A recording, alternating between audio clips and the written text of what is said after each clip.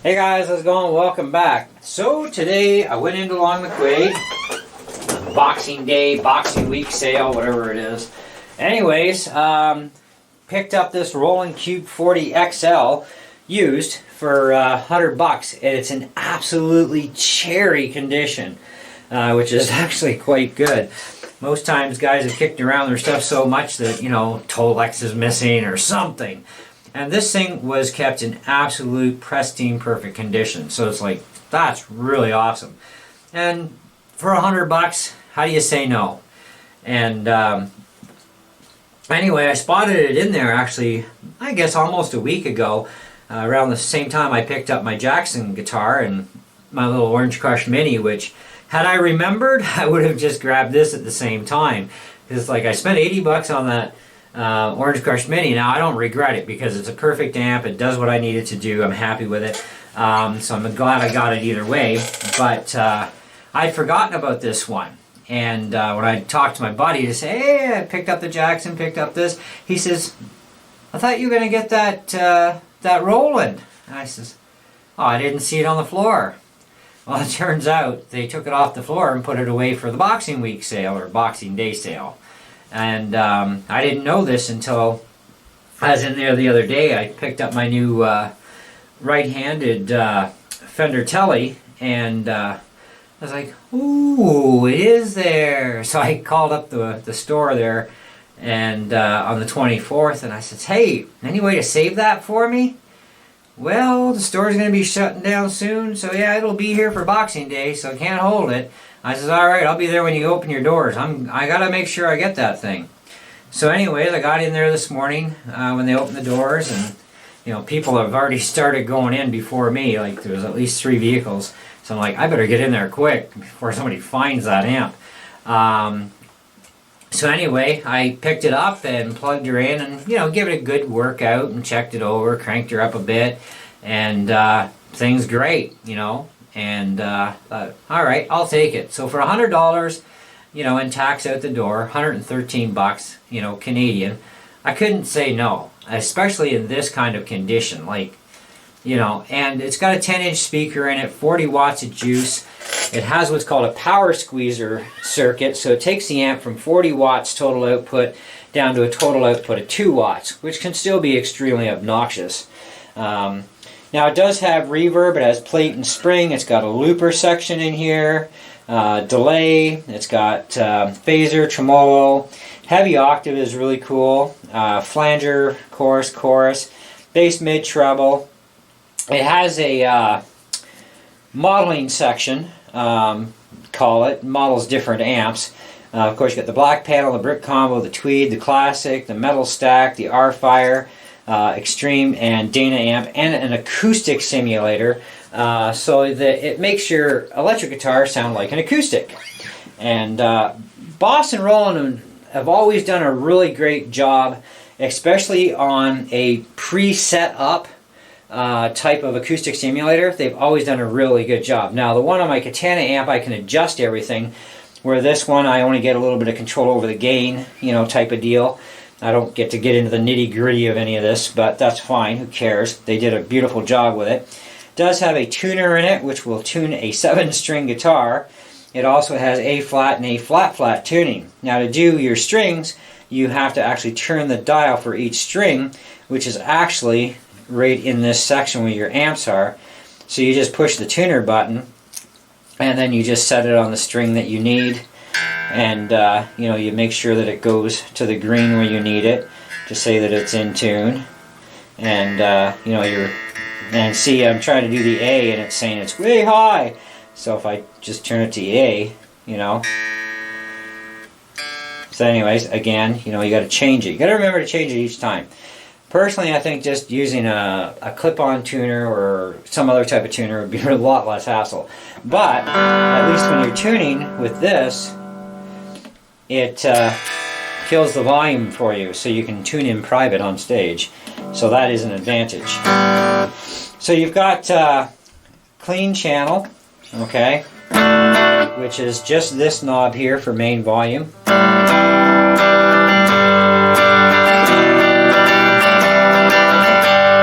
The guitar I'm using is my Epiphone Les Paul Special 2. You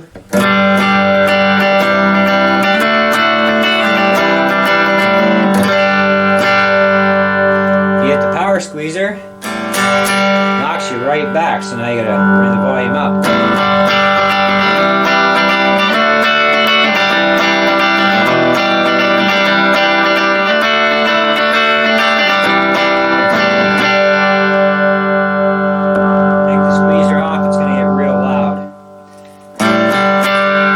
Okay, so moving along, we have, of course, our lead channel. So we want to just hit the select button. It's going to light up lead. We start with our acoustic simulator. Now,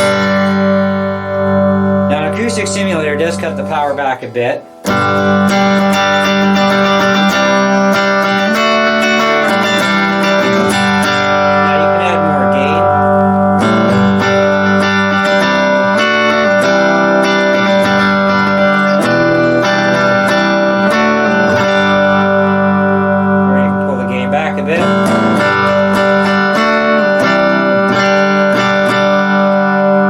Works really good.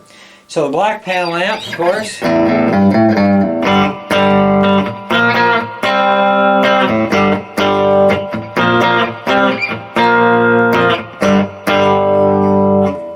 And we got a brick combo in here as well.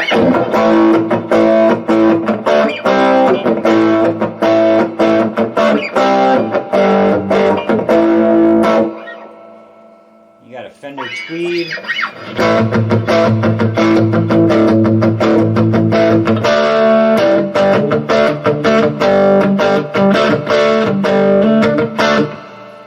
You have the classic. Now I'm running a little bit of reverb. I like reverb.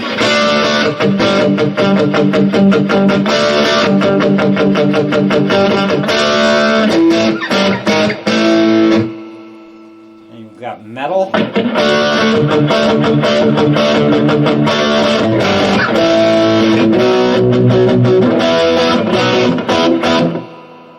Our fire.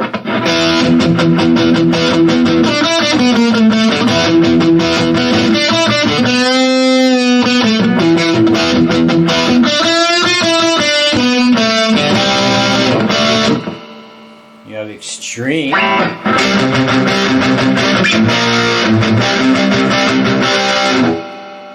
And we have the Dana amp, which is kind of really a neat effect. So you can kind of play semi-crunchy, but then you can slam in that power. And it gets nice and crunchy.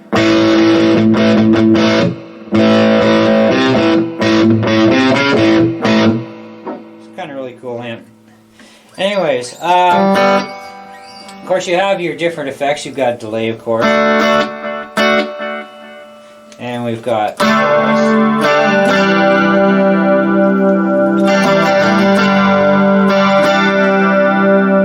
You can add as much or as little amount. We've got flanger.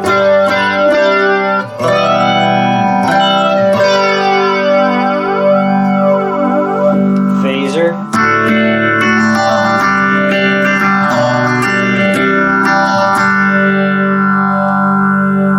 You got tremolo.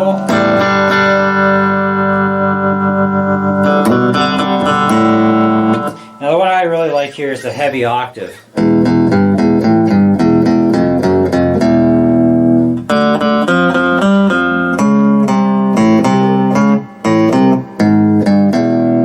So I mean, if you don't have a bass player, right, and you wanted to put a bass line in there, you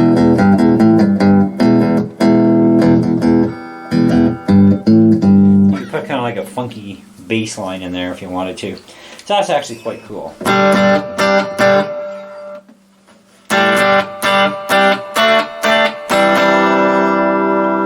Now on the back side of the amp, you've got some input jacks, 3 of which are for putting on FS6 pedals, and so you can control all this section here, and then of course you do have a headphone record out. You do not have a variable line out, a fixed line out, and you do not have a cab out. So you're kind of, this is your package, this is what you've got.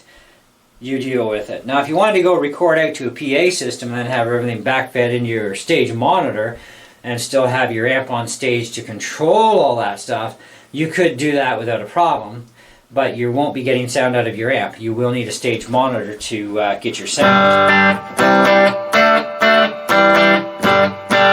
So that's just the way it goes. But for private listening, you got a headphone jack. It also has an auxiliary input as well, which is not affected by no matter what you do up here. It's not related. It's still going to push that music through nice and clean so you can jam along to your favorite tunes, which is awesome. I'm pretty sure, I won't swear to it, but I'm pretty sure that all of the Cube amps have the same auxiliary feature, okay, as far as being able to plug an MP3 player in. So, not 100% sure on that. So, but I do have to go through the manual more myself. Now, we have the solo section here too, which has a memory area for some purpose or another, which I haven't actually dove into the manual to really read much about it, but it's got something already in it here.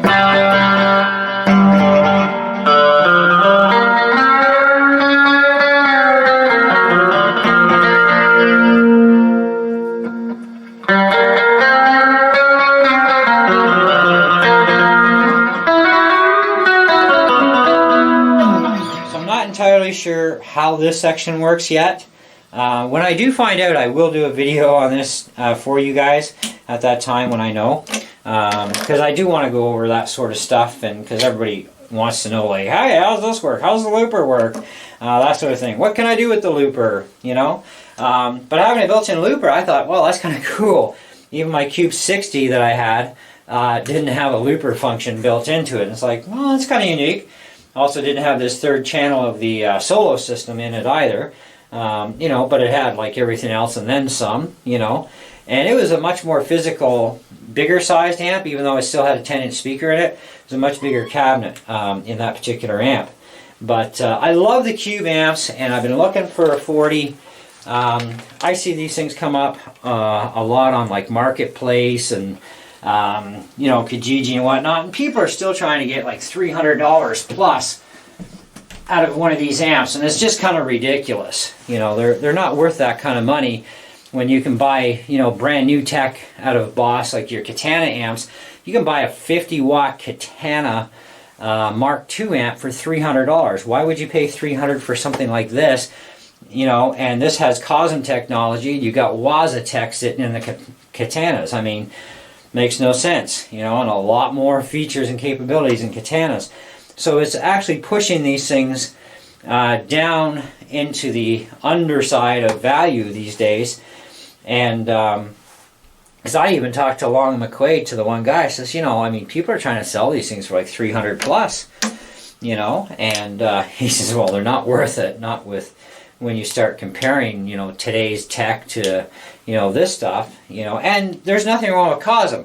Boss is still producing cosm technology stuff. I mean, even the GT100 is still a current selling processor board, and it's cosm, and there's nothing wrong with cosm tech. In fact, to be honest, when I've compared waza tech to cosm, I don't find a whole lot of difference. I mean, there is some that is noticeable, but not enough for me to justify. Okay, but on the other side, I have a Katana amp because I love the Katana. I love the fact that it's got all the Boss pedals built in. So this way, if I want to sample a pedal at no money, I can pick any one of the pedals that are in the Katana amp, play through it, and if I really like it bad enough, and if I wanted to buy that pedal, fine. But I've got all the same stuff and then some sitting in my GT100 board, so I'm kind of like, oh, I don't know. But I do love the sound of the Katana amps, and the fact that you can power soak them down and retain the tone. That's the most attractive stuff, other than the line outs and then now the new preamp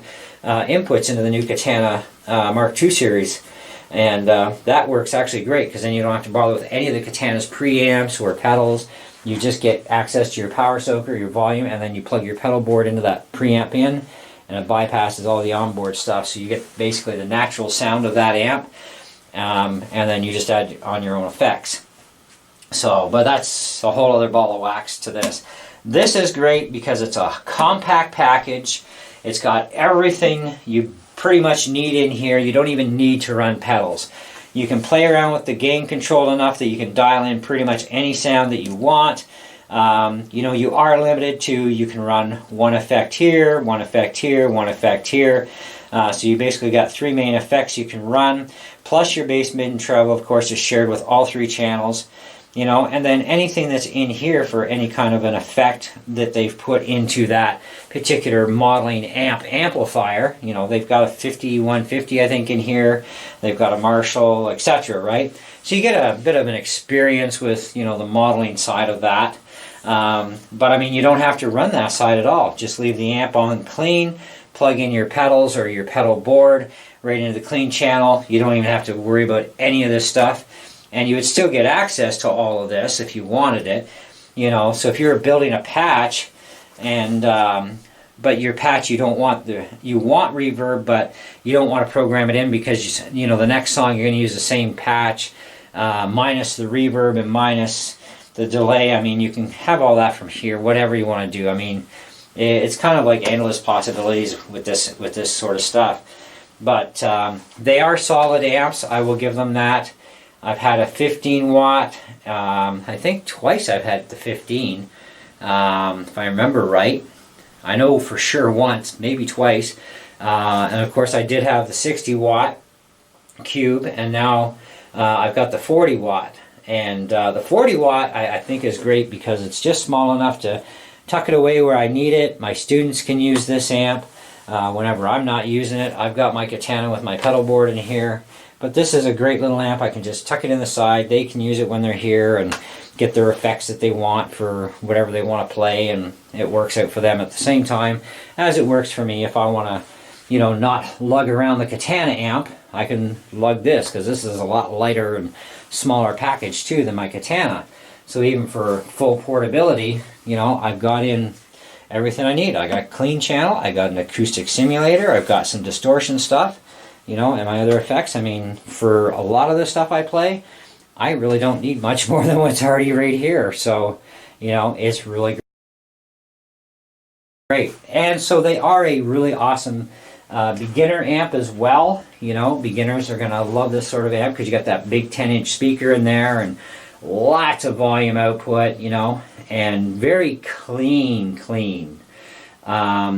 I think that, to me, Boss and Roland amps, as far as clean goes, they have the cleanest, purest sounding amps out there, as far as I'm concerned.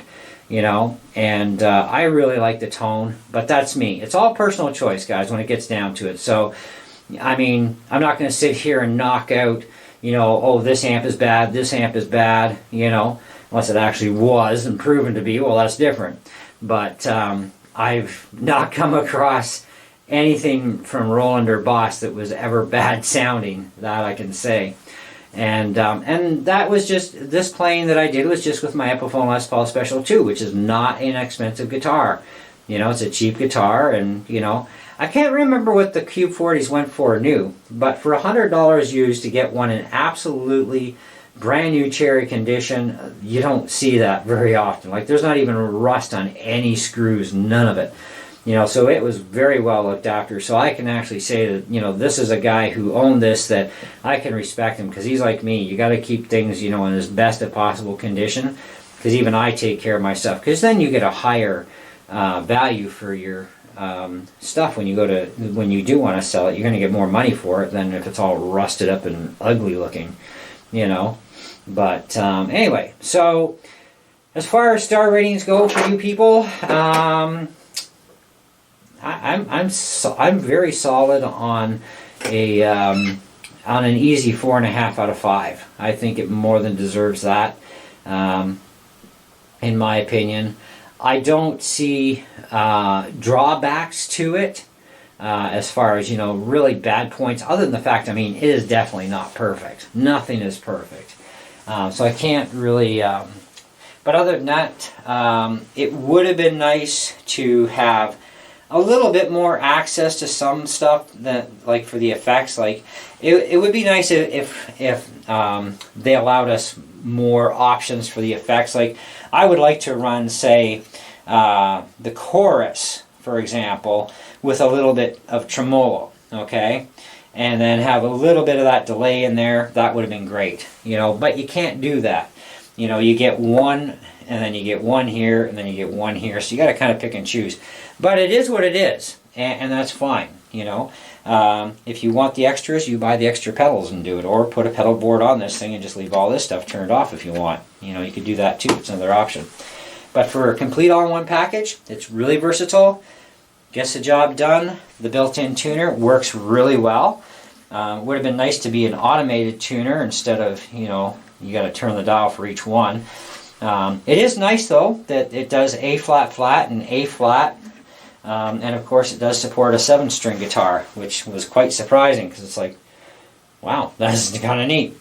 The sounds are really good out of it too. I have no complaints about how the sound of these different modeling effects are for the amps and whatnot. And I love the acoustic sim. I love the acoustic sims in any of their amps. You know, it works so great. You know, so I'm quite happy. Other than that, yeah, I can't really say anything bad about it. It's, you know, it's a nice little machine. It's great. So there you go. So thanks for watching. Hope you enjoyed the video. You know, I didn't want to take forever doing this and doing an extremely long thing, but I will do another update video down the road about using the looper function, how it works, because I would like to learn how to use the looper in this. I think that would be quite fun. And so we'll talk about that, and I'll find out what I can more about the solo channel and how that's working with this, because I mean, they say on, off, and memory, but you know, how do we access the memory and what's it for, and I got to get into the manual for that. But I think we've covered a fair amount of ground anyways, not leaving much behind. And I already have a pedal that I made for my Cube 60 amp that will plug into this, and I can control all this stuff too, which will be kind of cool. There you go. Anyways, I'm out of here, so thanks for watching again, and catch you on the next one.